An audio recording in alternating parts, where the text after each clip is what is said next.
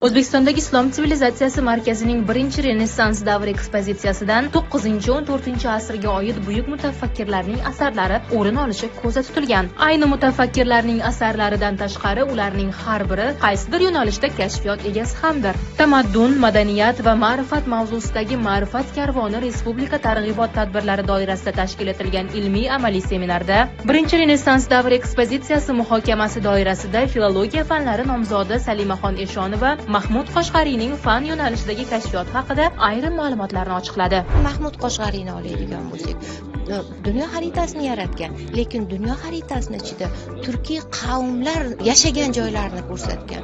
Bu bir necha yil davomida shaharma-shahar, qishloqma-qishloq yurib, Turkiy umuman o'sha hududlardagi xalqni etnografiyasi, yashash tarzi, tili, udumlari, mana shu ma'lumotlarni yig'ganda o'sha paytda arablar qo'l ostida bo'lgan yurtimiz arablarga turkiy xalqni hayotini arab grammatikasi uslubida tadqiq qilib bergan. Ya'ni bir xalqni hayoti, faoliyati, tilini ikkinchi bir xalqni tili xususiyatiga oid qilib tadqiq qilib, bizni xalqimizni madaniyatini tanishtirgan.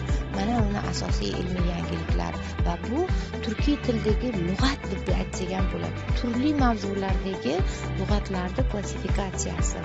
U juda ko'plab savollarga javob beradigan. Bu bizni o'sha birinchi Renessansdagi turkiy adabiyot yodgorliklarimiz hisoblanadi. Ilk turkiy adabiyot.